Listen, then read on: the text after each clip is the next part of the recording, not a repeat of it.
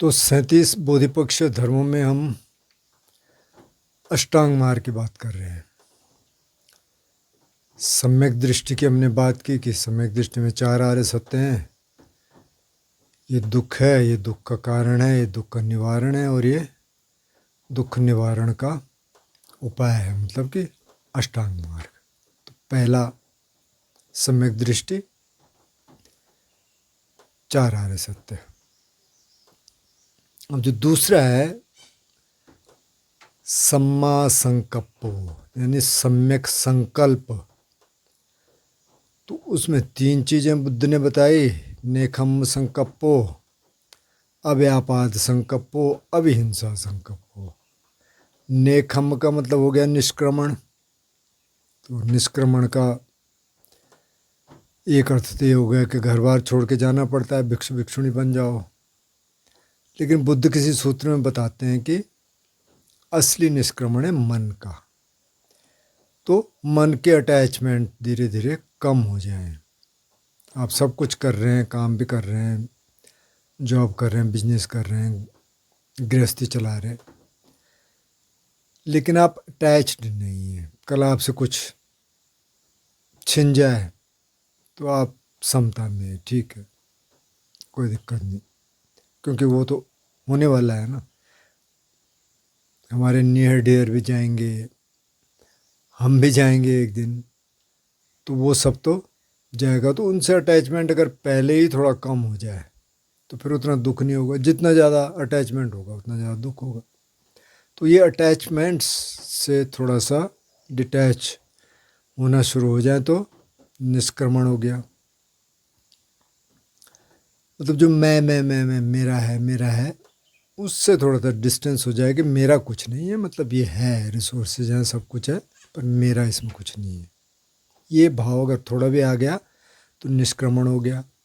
अव्यापाद संकप्प, द्वेष की भावना, घृणा की भावना, किसी को नुकसान पहुंचाने की भावना, किसी से बदला लेने की भावना, गुस्सा भी उसमें आएगा। तो इसका संकल्प लेके मैं ये नहीं करूँगी, नहीं करूँगा, कोशिश करेंगे किससे बाहर रहें, द्वेष से। अविहिंसा संकल्प, अविहिंसा पे फिर से जोर दिया कि हिंसा नहीं करेंगे। तो जो पहला शील है कि प्राणियों की हत्या नहीं करेंगे, वही इसमें है कि किसी भी तरह की हिंसा नहीं करेंगे। तो ये 3 तो हो गए सम्यक संकल्प। तो सम्मा दिट्ठी, सम्मा संकल्प, सम्मा वाचा, यानी सम्यक वाणी। तो सम्यक वाणी में तो एक तो असत्य का शील है, आपको पता ही है। तो चौथा शील है कि हम झूठ नहीं बोलेंगे। लेकिन इसमें 3 और हैं। एक तो वो कह रहे हैं कि कठोर भाषा का प्रयोग नहीं करेंगे। जो भी बात बोलनी है थोड़ा आराम से बोलेंगे, कठोर भाषा, ताकि दूसरे को बुरा न लगे। अगर किसी और सूत्र में बोलते हैं अगर बोलना ही पड़े तो थोड़ा सा ऐसी जगह बोलो कि जहाँ उसको बुरा न लगे। अब 10 लोगों के बीच में आपने बोल दिया तो ज़्यादा बुरा लगेगा, थोड़ा अकेले में आपने बोला तो थोड़ा कम लगेगा। दूसरा, पहले जांच लो अपने को कि भाई बात ठीक कर रहा हूँ मैं, किसी की सुनी सुनाई बात पे तो नहीं डांट रहा किसी को। तो पहले ही थोड़ा सा वो पैसिफाई हो जाएगा। तो एक तो कठोर भाषा का प्रयोग नहीं करना। दूसरा, चुगली नहीं करनी। जैसे अक्सर होता है कि 4 लोग बैठे हैं तो 5वें की बुराई होने लगती है, पॉलिटिशियंस की बुराई होने लगती है, मतलब किसी की भी हो जाती है। पहले तो घर वालों की होती है, एक 4 मेंबर बैठे हैं तो 5वें की, और ये हर जगह चलता है। तो वो नहीं करेंगे, चुगली नहीं करेंगे। अगर किसी की आलोचना करनी हो, अगर वो सही हो, तो पहले तो उस व्यक्ति तक पहुंचाइए जिसकी आप आलोचना कर रहे हैं। अगर मतलब बोलना ही पड़े तो उन्होंने कहा बहुत कम बोलो, ज़्यादा मत बोलो, और बैक बाइटिंग मत करो। आलोचना एक अलग चीज़ है और बैक बाइटिंग एक अलग चीज़ है। और तीसरा है संफापलापा वेरमणि, मतलब कि फालतू की बकवास, कहीं बैठ गए और लगे हैं कुछ भी बोलने, तो उन्होंने कहा ये मत करो, ये फालतू की बकवास मत करो, जितना बोलना है सार गर्भित हो, उसमें कोई मतलब हो, और बाकी फालतू की बातें करना बेकार है। ये हो गया सम्यक वाणी।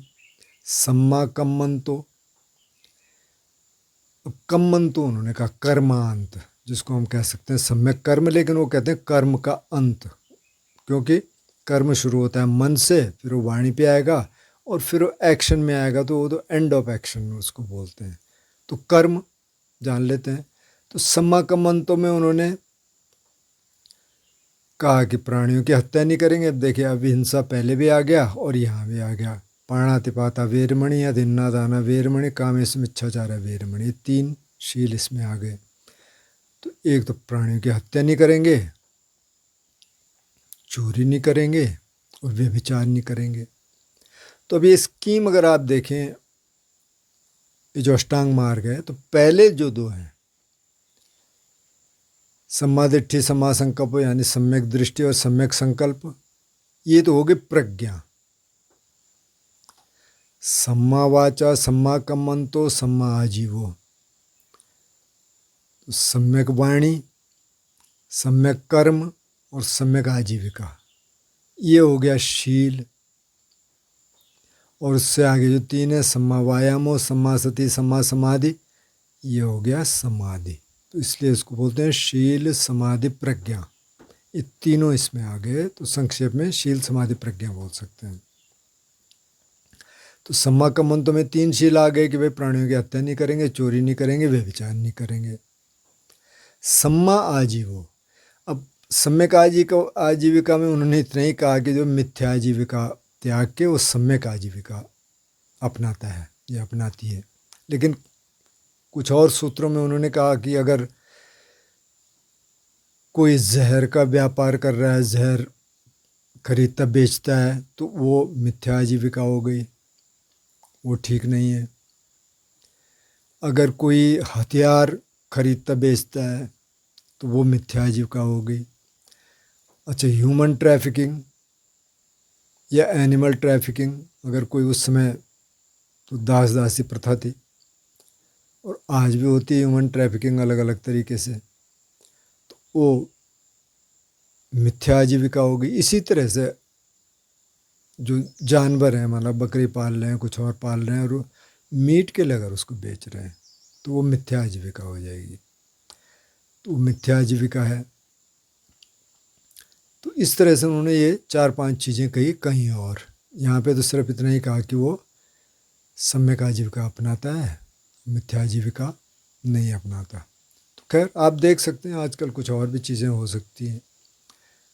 कुल मिला के बात यह है कि जो आपको लगता है कि ये ठीक है, जिसमें मेरे शील नहीं टूट रहे, तो ये आजीविका ठीक है, किसी और को नुकसान नहीं पहुंच रहा, ये आजीविका ठीक है। सम्मा वायामो, अब सम्मा वायामो का जिक्र पहले भी हो चुका है इसमें 37 बोधिपक्षीय धर्मों में।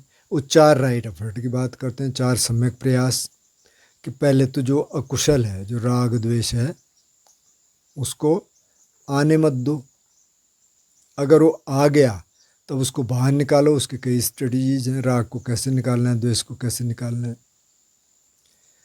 अभी जो दूसरी स्टेज आ गया, आपने निकाल दिया। अब तीसरी स्टेज में आप ये देखिए, फिर से तो नहीं आ रहा। अगर आ रहा तो फिर से उसको निकालो, अगर नहीं आ रहा तो फिर चौथी स्टेज ये है कि उसको बढ़ाओ, उसको बरकरार रखो, उसको बढ़ाओ, जिसमें राग द्वेष नहीं है, और उसके बाद ध्यान के लिए बैठो।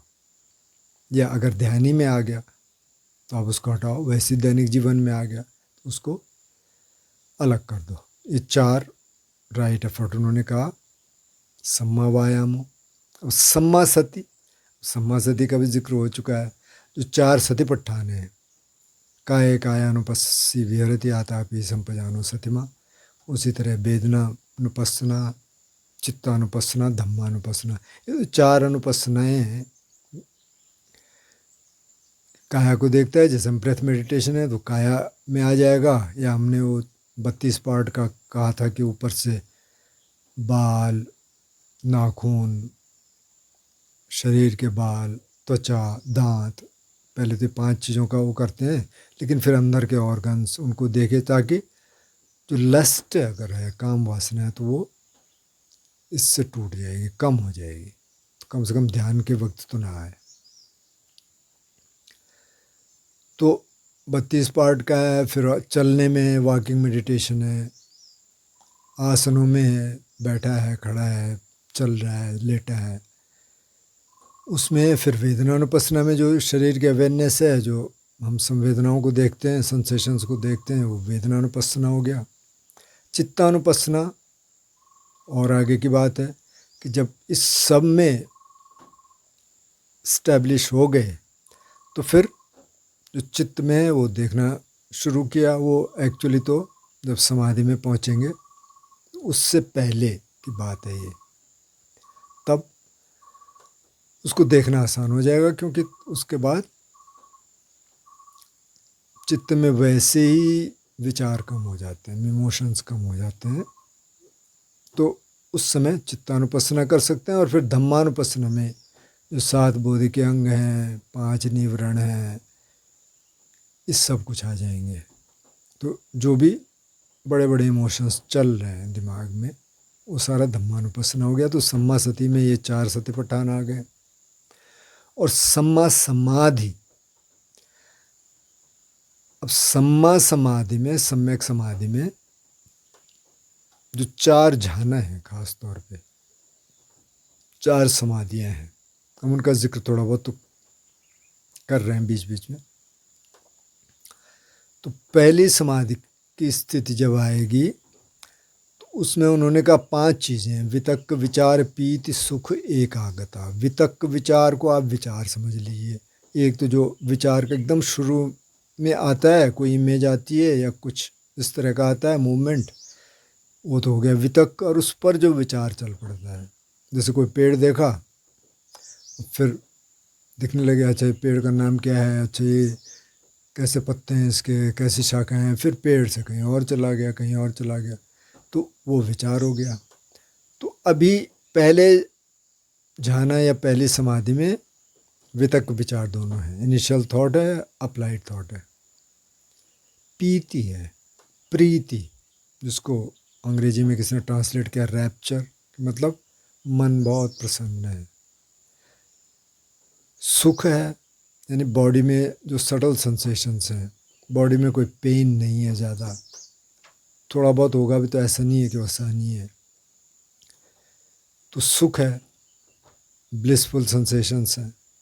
और एकाग्रता है। एकाग्रता इसलिए कि अब ज़्यादा इधर उधर नहीं जा रहा दिमाग, विचार अभी हैं लेकिन वो गैप्स में आ रहे हैं, तो उनसे कोई ज़्यादा दिक्कत हो नहीं रही है।